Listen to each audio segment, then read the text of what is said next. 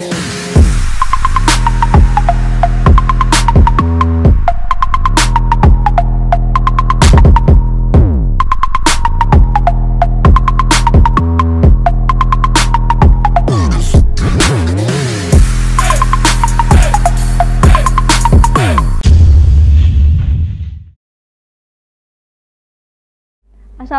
warahmatullahi wabarakatuh. Selamat datang di podcast PGRI Cabang Pekuncen. Bersama saya Isna Nur Istiqomah, host pada podcast hari ini. Telah hadir bersama saya dua narasumber, Ibu Guru yang sangat luar biasa ini. Selamat datang Ibu Heni. Terima kasih Mbak Isma. Dan selamat datang juga Ibu Suci. Bagaimana kabarnya Ibu? Alhamdulillah Sehat luar biasa. Selalu Semangat ya, semangat selalu untuk pendidikan Indonesia. Iya. Baik Ibu. Kali ini kita akan ngobrol sedikit, berbincang-bincang tentang topik yang sudah tidak asing lagi sebenarnya, tentang karakter, pendidikan karakter. Sebelum berbicara lebih jauh lagi, saya ingin tahu terlebih dahulu sebenarnya karakter dan pendidikan karakter itu apa sih Bu? Karakter ya? Dan pendidikan karakternya. Siapa karakter dulu? Ya. Karakter. Karakter menurut saya itu suatu sikap dan sifat seseorang yang dibentuk oleh lingkungan, baik itu lingkungan keluarga, lingkungan masyarakat, ataupun lingkungan sekolah. Sifat karakter yang dibentuk oleh lingkungan. Dibentuk ya Bu oleh lingkungan. Kata kunci dibentuk nih berarti. Bentuk dong. Pembentukan. Kalau dari Ibu Hedi sendiri? Kalau menurut saya, kalau karakternya saja, kalau karakter itu adalah watak. Watak yang dibawa oleh seseorang, watak yang melekat, ya. Watak yang melekat dibawa oleh seseorang yang memang sudah ada. Dan biasanya kalau kita bicara karakter, kita bicara moral. Kalau pendidikan karakter berarti upaya kita menumbuhkan watak atau moral dengan pendidikan, dengan berbagai perlakuan upaya-upaya yang ada dalam pendidikan.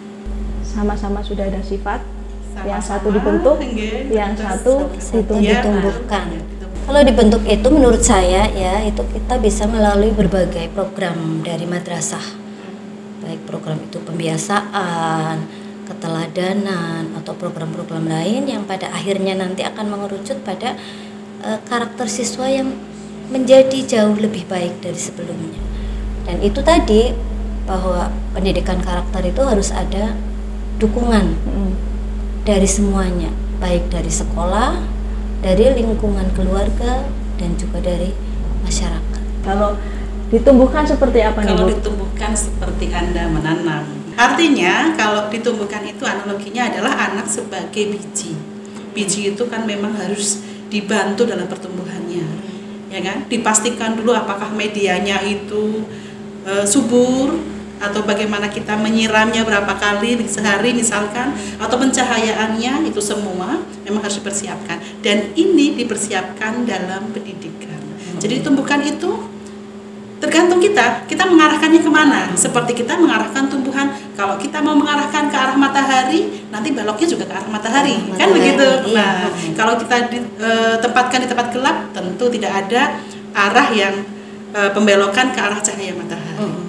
Berangkat dari ditumbuhkan dan dibentuk.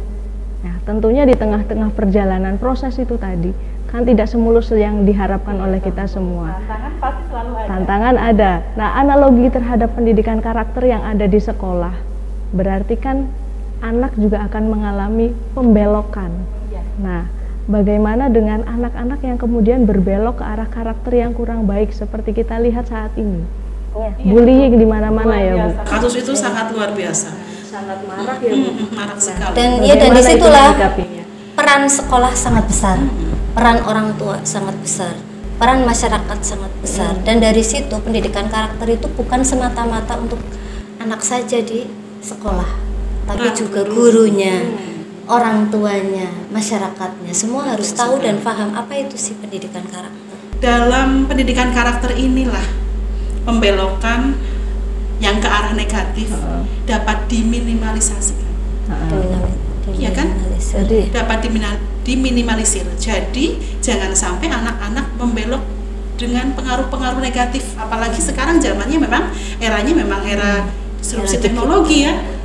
Banyak sekali untuk pengaruh-pengaruh negatif yang masuk ke anak, kemudian ditiru dalam perlakuan sehari-hari. Contohnya games yang pengaruh kekerasan itu kan ditiru sama anak. Nah itu dengan pendidikan karakter di sekolah ya, dengan bekerja sama, dengan sinergi keluarga beserta masyarakat, insya Allah semuanya dapat diatasi, semuanya dapat diluruskan menuju nilai-nilai yang positif. Ya, luar biasa sekali tadi ya dari Ibu berdua pendapatnya. Jadi pendidikan karakter itu tidak mungkin sekolah melaksanakannya sendiri. Tentu ya. harus ada kerjasama ya. Kita nggak bisa sendiri kan, saling mendukung.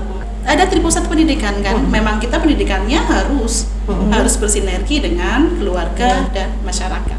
Sekolah, keluarga dan masyarakat. Sebenarnya bagaimana sih Bu caranya agar pendidikan karakter setelah kita bersinergi dengan keluarga dan seterusnya itu agar bisa diterapkan dan hasilnya memuaskan, itu bagaimana? Ketika di sekolah kita buat program yang baik, bagaimana sebuah program itu disusun dan disusun tidak sendiri. Disusun tidak sendiri, guru menyusun sendiri tidak, libatkan masyarakat di dalamnya, libatkan juga dilibatkan semua dalam itu program tersebut, dan supaya perencanaannya baik, pelaksanaannya baik, lancar juga. Tidak hanya diprogramkan di sekolah, tapi juga terlaksana gitu. Paling tidak ada komunikasi dan koordinasi tentu dari kita pihak sekolah dengan guru dan masyarakat, ya kan?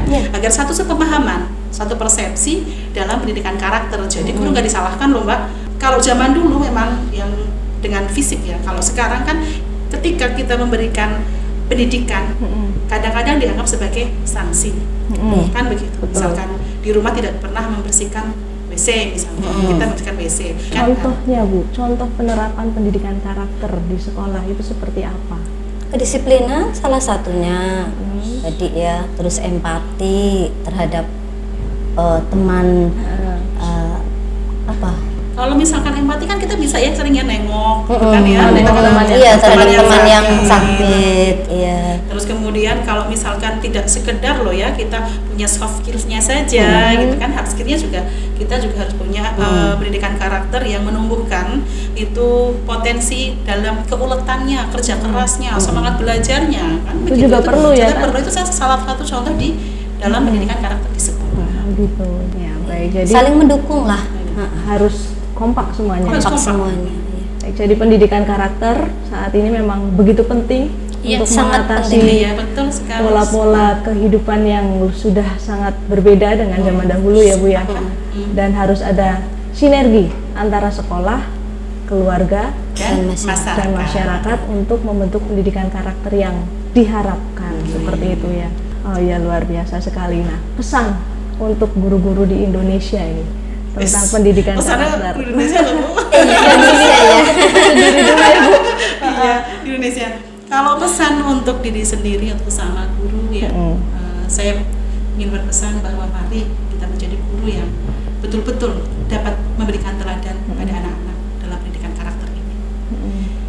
Dengan itu kita pahami dulu, ajarkan dan teladan. Itu saja pesannya. Luar biasa. Dari Bu Suci? Kalau saya lebih ke mari bersama-sama. Berarti antara saya dan guru yang lainnya di Indonesia, mari bersama-sama tingkatkan kompetensi diri, mari belajar bersama, khususnya mau mendengar seperti itu. Dan juga jangan lupa kita sebagai guru itu ketika mau proses KPM, buat perencanaan agar tujuan pembelajaran tercapai. Perencanaan yang matang ya Bu. Perencanaan yang matang. Dan tentunya boleh saya tambahkan, mulai dari diri sendiri dan mulai dari sekarang. Mulai dari sekarang. Terima kasih Ibu atas kehadirannya dan obrolan yang luar biasa menarik ini. Mudah-mudahan membawa manfaat untuk banyak orang tentunya. Untuk pendidikan kita. Sebelum kita tutup, kita pakikan semangat PGRI terlebih dahulu. Boleh Ibu? Hidup guru, hidup PGRI, solidaritas, yes. Terima kasih, sampai jumpa di podcast selanjutnya. Wassalamualaikum warahmatullahi wabarakatuh. Waalaikumsalam.